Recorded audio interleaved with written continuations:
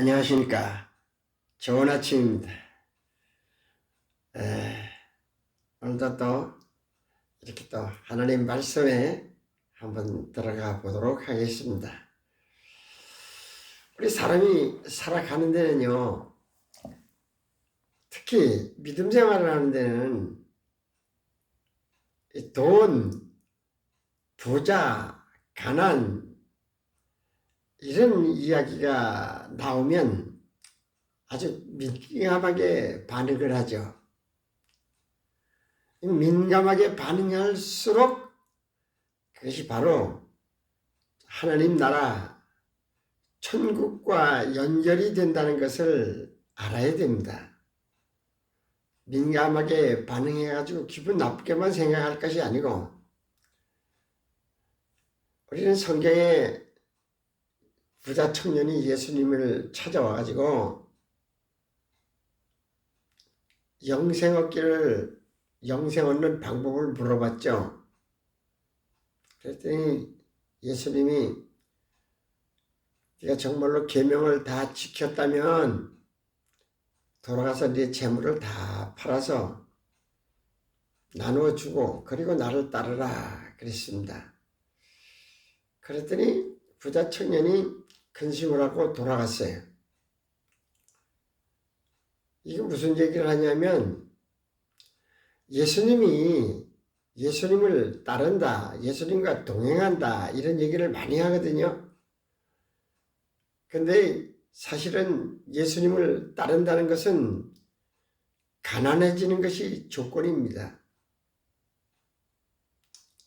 예수님의 제자들은 모든 걸 버리고 떠났어요. 재물을 버리고 또 자기 삶의 터전을 버리고 직장을 버리고 심지어는 주님의 부모까지 버리고 주님을 따랐습니다. 따른다는 것이 말만 따라가는 것이 아니라 예수님과 동일한 삶을 살아갑니다. 예수님의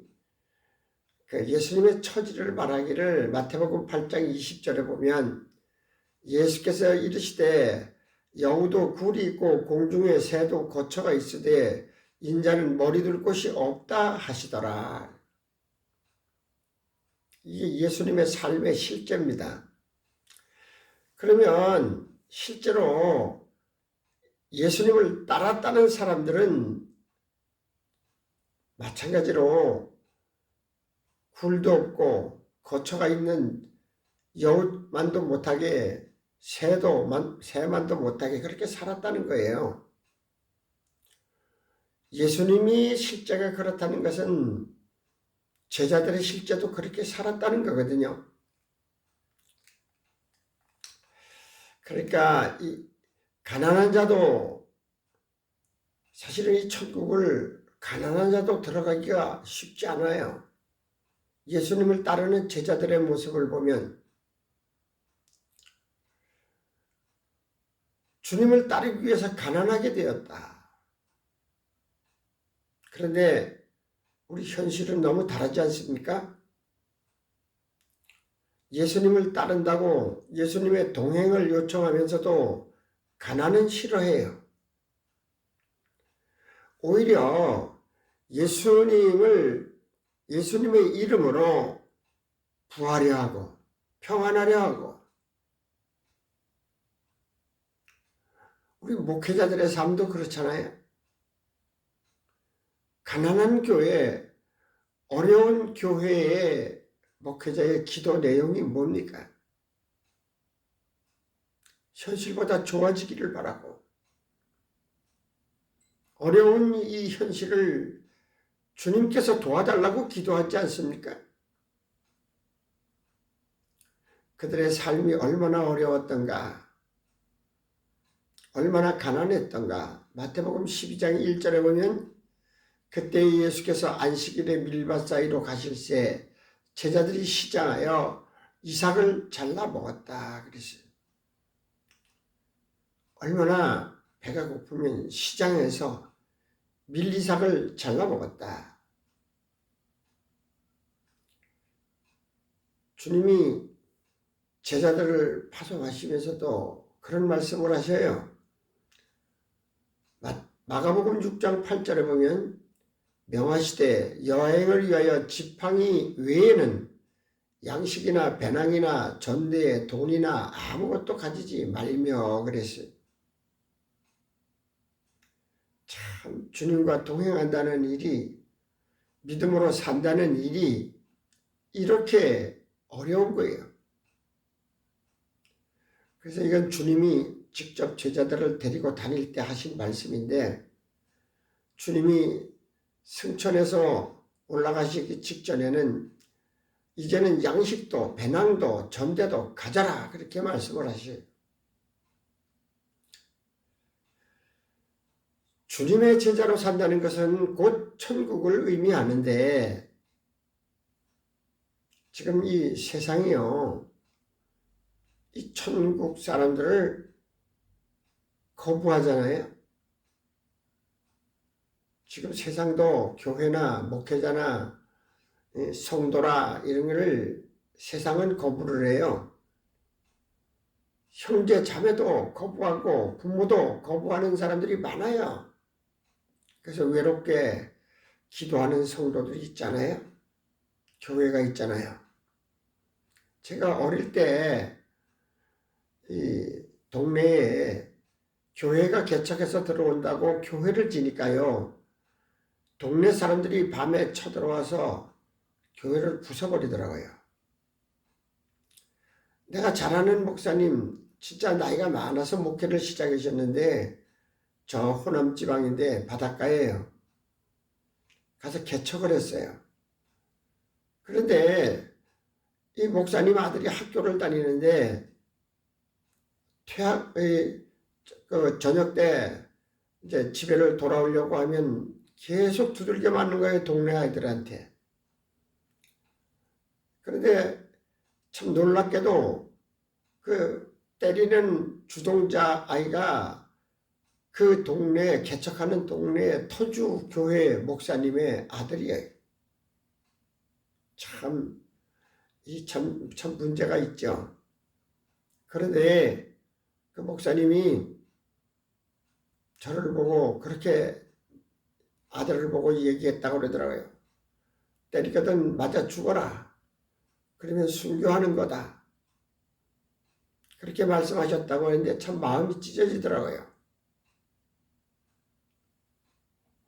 예수님이요, 마태복음 10장 14절에 보면 누구든지 너희를 영접하지도 아니하고 너희 말을 듣지도 아니하거든 그 집이나 성에서 나가 너의 신발에 먼지까지 떨어버리라 그랬어요. 이 참 예수님의 온유하신 성품과는 좀 다르잖아요.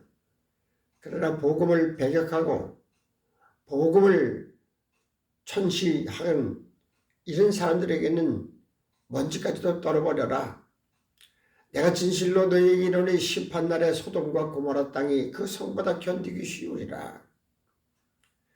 우리는요, 부모나 형제나 자식이나 이 믿음대로 살지를 않는 모습을 볼 때 애통합니다.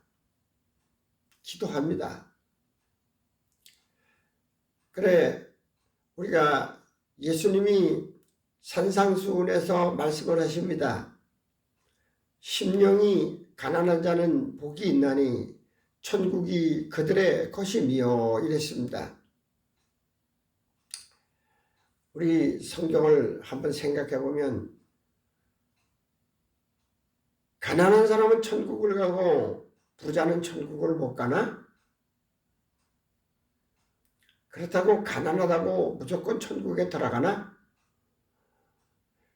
오늘 심령이 가난한 자는 복이 있나니 천국이 그들의 것이며 이렇게 말씀하시는 데는 심령이란 마음과 영혼의 상태입니다.